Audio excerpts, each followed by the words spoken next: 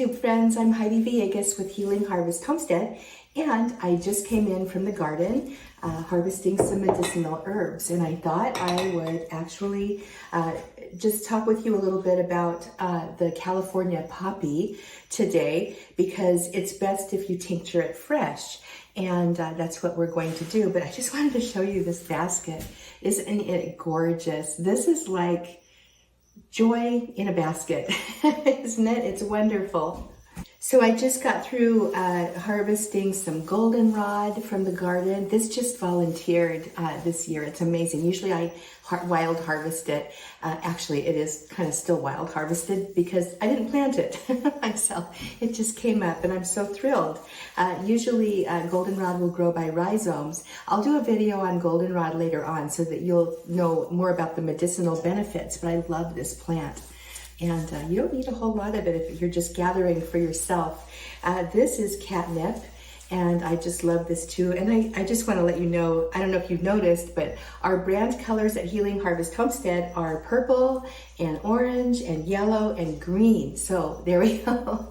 That's why I actually chose those colors. I just love them. So I'm taking all of these out of my basket right now.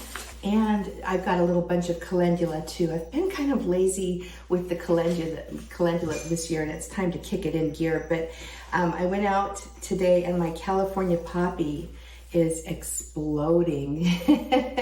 Isn't that just gorgeous? I love California poppies. First of all, they're just gorgeous. They're beautiful. They're the California state flower, and they do grow wild all the way from Washington down into California and even into western Nevada, parts of Idaho. And I've seen some wild ones out here where we live, but not very many. So I decided to grow them. Generally speaking, they like zone 6 through I think 8 or 9. And up here where we're at, we're depending on where you are, like we're up on the top of a mountain, we're probably like zone 5A or 5B. Down in town is, in some pockets, might be more like a 6. So it just depends. But the California poppy you don't see it up here on the mountain ridges where we live. Oh my gosh, I'm just looking at it in the video. Isn't that amazing? So let's go ahead and talk very quickly about California poppy. And I will then show you how to make a tincture with it, and also talk about the best solvents to use for California poppy as well.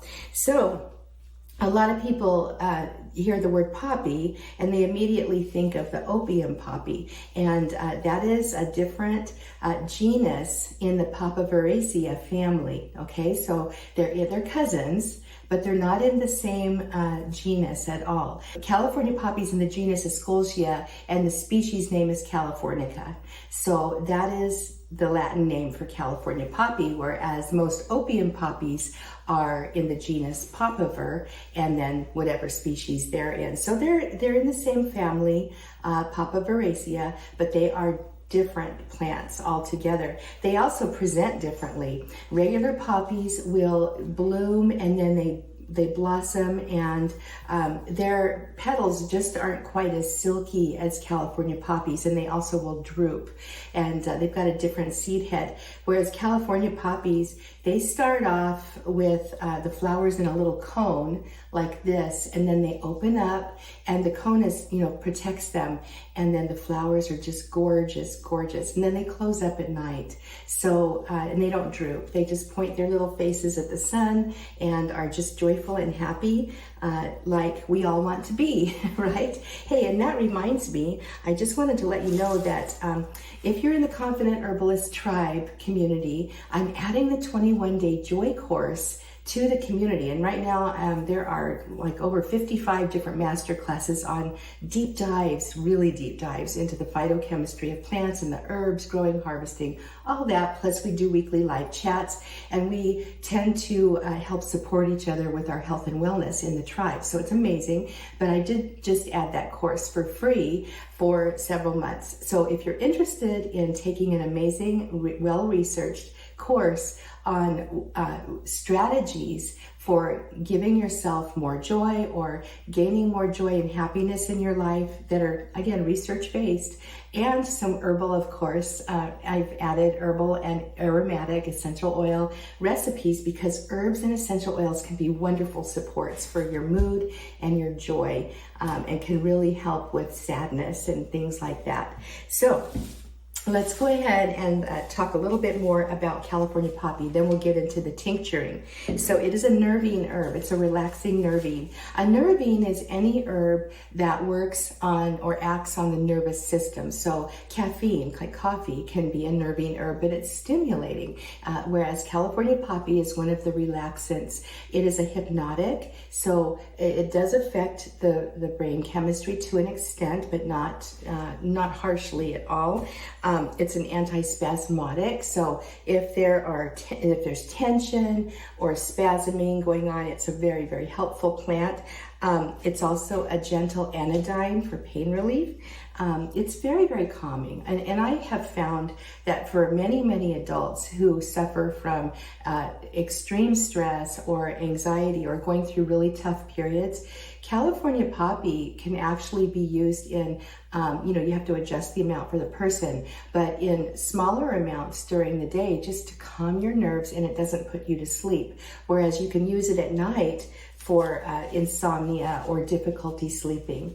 California poppy is pretty unique in that you use all the parts of the plant. You can use every part of it.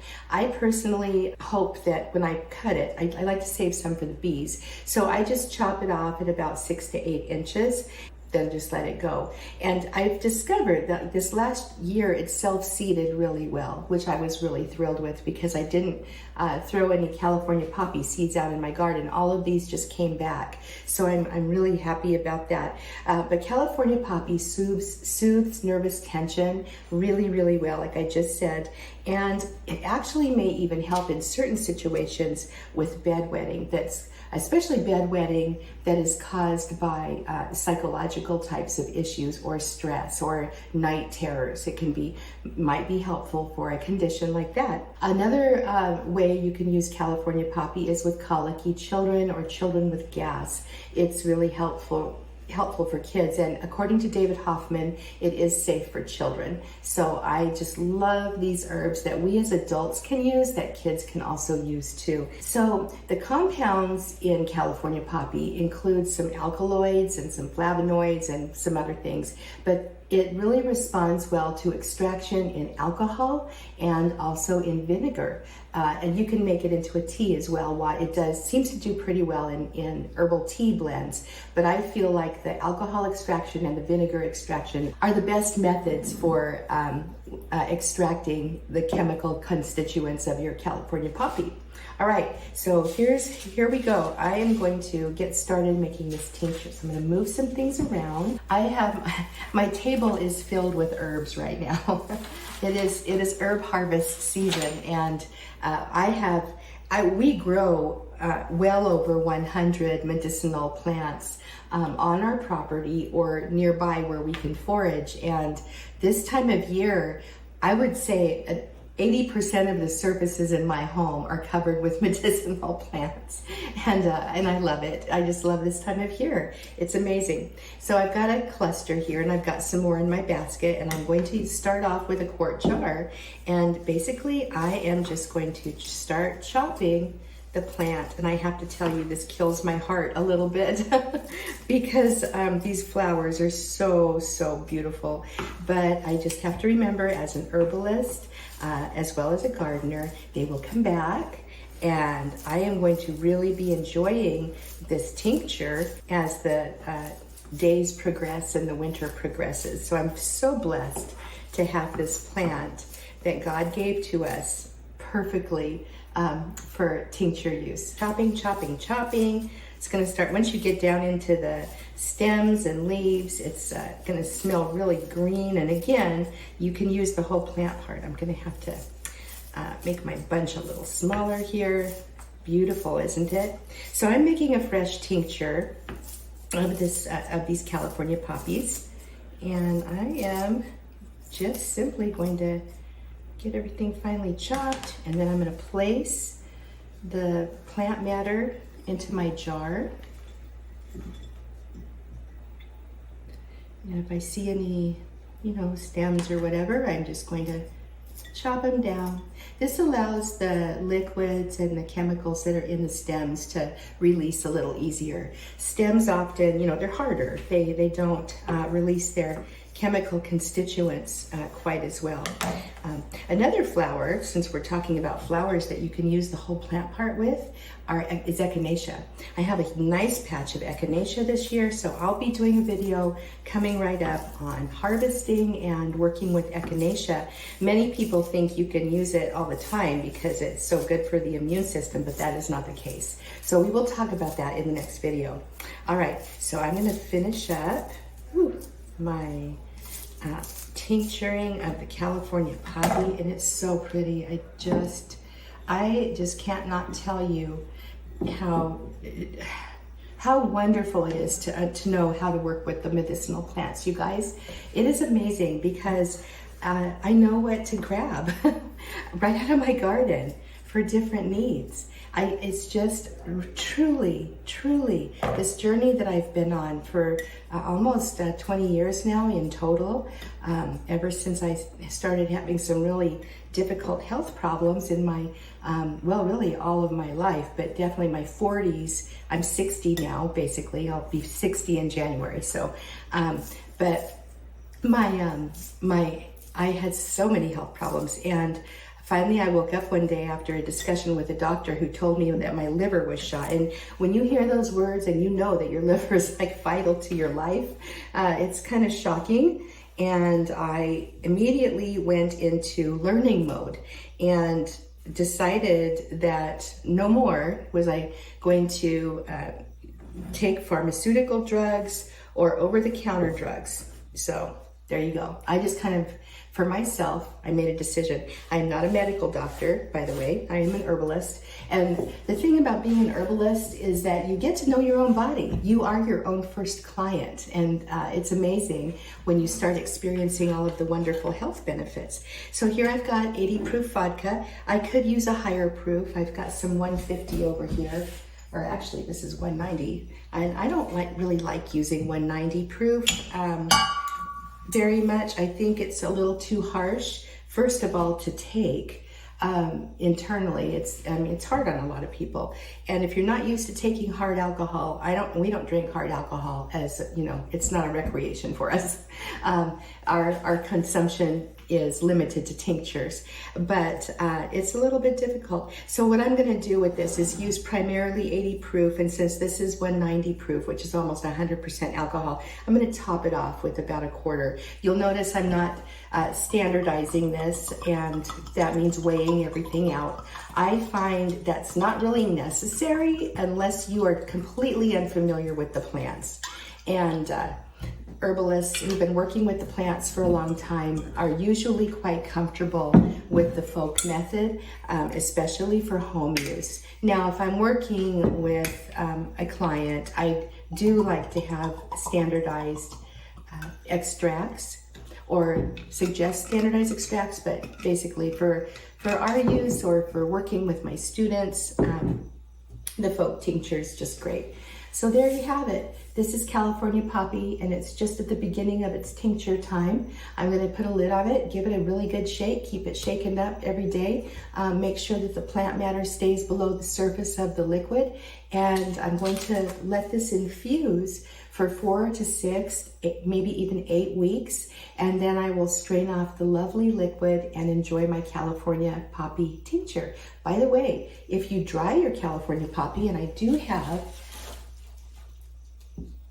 some more, I'm going to lay these flowers out among all the other herbs in the house and start, get them drying. And I'm probably going to do another tincture when they are about 75% dry, and see how that goes. That way I can put more plant matter into the jar. And that's the benefit of working with the dry herbs. You can actually, unless they are expansive herbs, you can actually get a nice strong tincture with freshly dried herbs. So there you go. I'm Heidi Villegas with Healing Harvest Homestead.